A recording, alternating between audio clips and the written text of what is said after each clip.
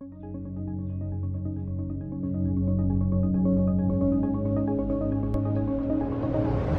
guys, MrPopZit here. If you need any help with your skin, my new office, MPZ Dermatology, is open. Give us a call at 951-270-4494. Also, there's 4 million of you that come to my channel regularly, but only 1 million of you have subscribed. Make sure to hit the subscribe button. The more people I get subscribed helps me get an editor and bring you more content. So make sure to like and subscribe, and thanks for popping by.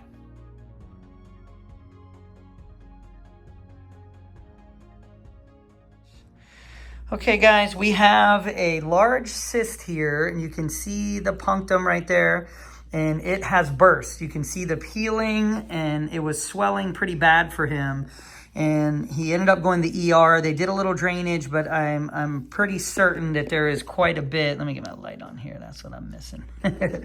There's quite a bit of cyst contents that they didn't get out. Usually they're just trying to get fluid. They don't get super rough. They don't do a whole ton of numbing either, usually in the ER. So I can see the punctum right there. It's pretty soft right here. So we're gonna get him actually fairly numb and make a little cut from the punctum down here to where the soft tissue is, and see how much of the cyst contents we can get out for him. And that's gonna give him a big relief. And then we get that stuff out of there, the body's gonna kind of settle down with the inflammation and attack in that area. So we're gonna get him all prepped and ready. You know, I did see him when it was a little bit bigger, and you know, it ended up bursting in between the time I saw him and we could get approval to do what we need to do. So we'll just get him prepped and ready and be right back. Okay, we have him nice and anesthetized here all the way out. Still, the acid base shift, he can maybe feel a little bit. We're always going to communicate with him. One thing that I do before I cut on these, I'm looking for 2 things in particular. One is the punctum of where the cyst was. The other is a light squeeze. Where are our weak spots in the skin? Right there's one, and right there is one. So what's the best way to connect in between those two? If I go this way, or with his natural smile lines this way? I guess it's a dermatology thing, but even in the midst of a large abscess, I'm still trying to keep the scar as best we can.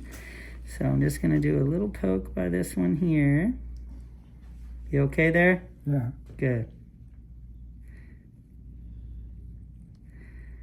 Right there. And then we're gonna do a little bit of squeezing here. Plenty of gauze. I have a feeling most of this is gonna be like inflammation. There's some cyst underneath there. Yeah, that'd be great. There's some cyst right there. So he did go to the ER. They did push on it. They did get some sac and lining out. That is definitely like an eggshell sac right there. So this is bits and pieces of, you know, when these things break apart. That's part of it. That confirms there was a cyst there, which we already knew.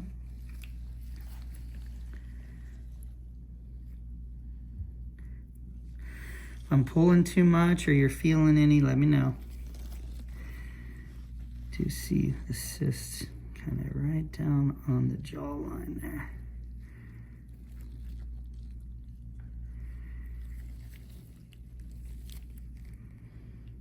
Right there.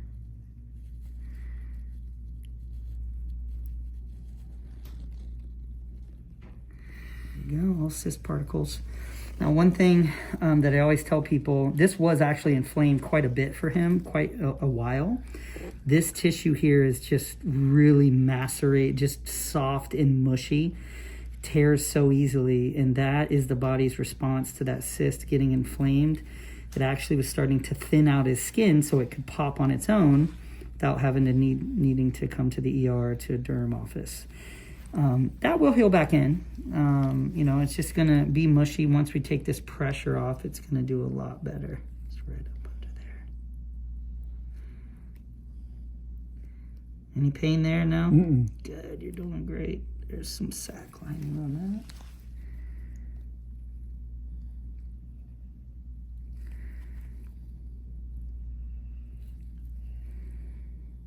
Do see cyst right there. Problem is, it is all mushy. Like we say, trying to eat soup with a fork. getting these little bits. Any pinch, let me know, because I'm right at the bottom there. I just don't want you to be in pain.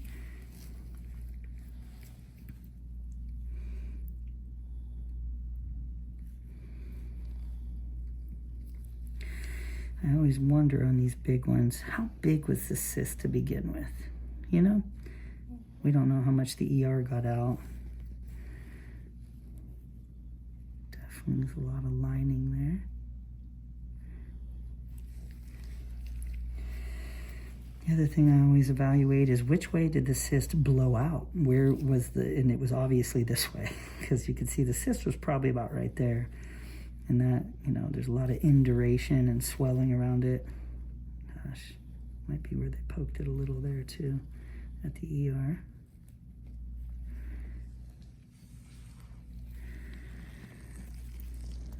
Yeah, I think they got a good bit out, actually.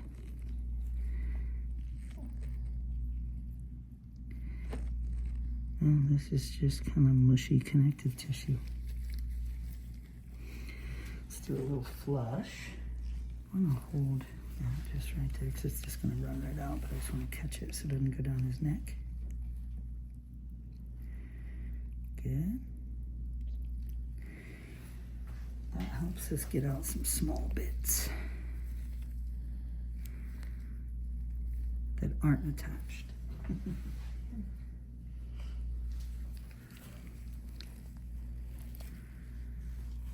I don't know if you can see in there at the camera, that is just all inflammation.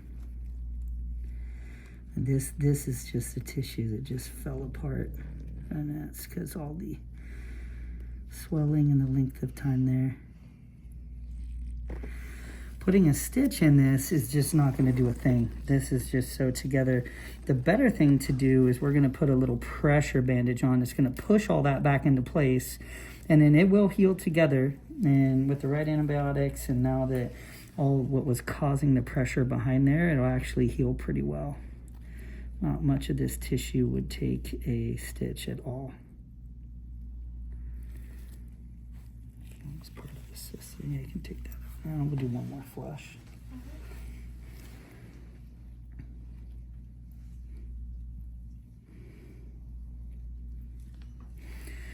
I also tell people, don't worry too much about the scars on something like this. If he has a big scar, we can revise it.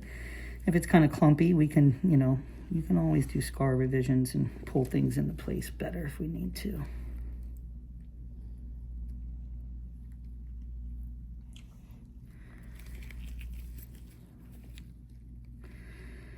That was truly a blowout, huh?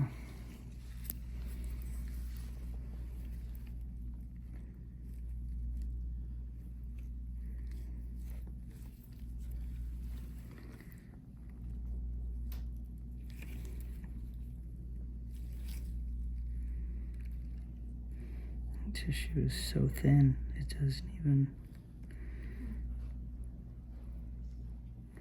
It's kind of falling apart there.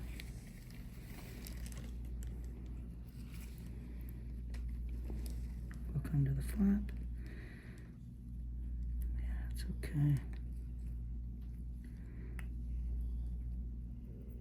Oh, right there? Mm-hmm. Gotcha.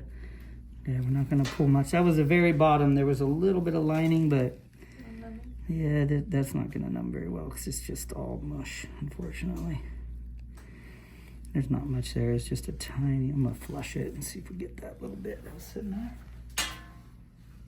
All right, some gauze down there. One more little flush.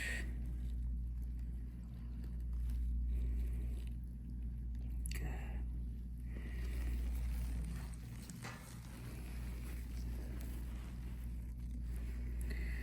So one thing I want to do is, he's got a lot of induration up here. He's still pretty inflamed. I want to do a little catalog just at these edges to kind of get this to come down quicker so it settles in on itself. K10. Just like 0.5. It's fine.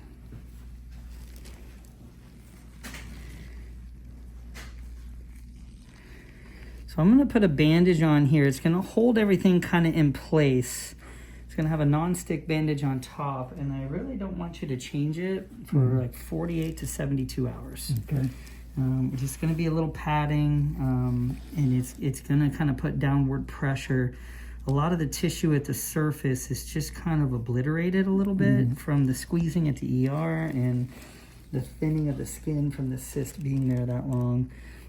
It will dry up and it will heal actually pretty well, but if we take off bandages too early and we're pulling at this, you know, it's going to pull it apart and it's going to make a worse scar. Okay. So as it sits down on itself, it actually falls into place pretty well. And I'm gonna watch actually pretty closely. Like, can you come like every 5 days here for the 2 or 3 weeks? I just want to make sure it's drying up and healing good, really well for you. Yeah, putting a stitch in there would actually just pull more holes in it. Wouldn't work.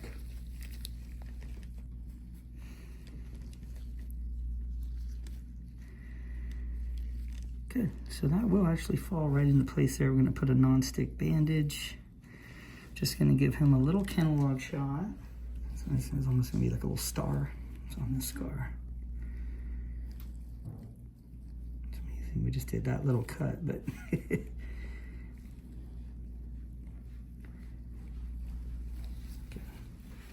Okay, so just a little pinch of Kenalog right there. And a little bit up here. I'm not actually putting it all over. This is actually fairly soft and falling apart. His induration and inflammatory response is still pretty bad up here. So that's gonna be okay. I'm also not gonna put any packing in there. It's not a super deep pocket, but the packing would just disrupt this actually falling in on itself really nicely right there. Surprisingly, these things actually heal really well if you put everything back into place. Kind of like if you tear skin on your arm, you just flap it back over. But we're gonna watch it closely to make sure. So we're gonna do a little non-stick pad and a little pressure bandage. That'll be good. No more fluid really coming out.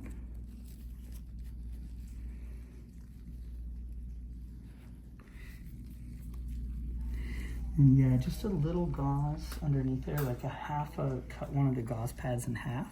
And we'll kind of put that just over for absorbency. Perfect. So what we're trying to do there is a nice compression bandage that's gonna soak up quite a bit in 48, 72 hours. That's gonna be good. All those loose parts should start to congeal together within a day or two. They'll fully close usually in 4 to 5 days, or a little bit longer on the bigger ones, but keeping this immobile so you can't really move it around much. It's holding everything down. That's gonna allow that to heal. And then we'll just do a little gauze and a good Band-Aid for the couple days after that, and then we're gonna see him back kind of quick. So that's gonna feel way better with the shot, with the antibiotics. It should go down. And thank him for sharing, because these are always different, and everyone is different, and they're always interesting because, man, they can go all kinds of different ways. So I want to thank him for sharing. Thanks for popping by. We're gonna do multiple follow-ups with him. I want to watch it closely and make sure he's healing great, and we'll show that kind of transition from inflammation to healed.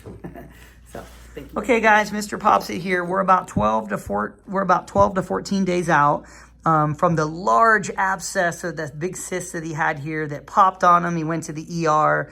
They got some drainage, and then he came to us soon after, and you could see where that skin was just split open because it was so thinned out. He's actually healing great. We did the injection in there. This is all soft now. It's really going down from what size that it was. And this macerated tissue that was really shredded pretty bad actually fell right back into place, which is what I was hoping and I knew it would do.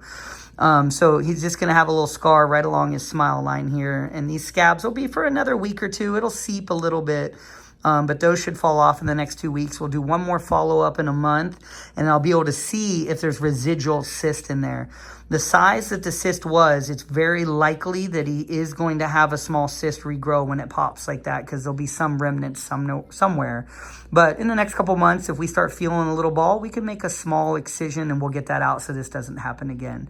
But thanks to him for sharing. That was a very interesting case, very extravagant abscess and very big cyst.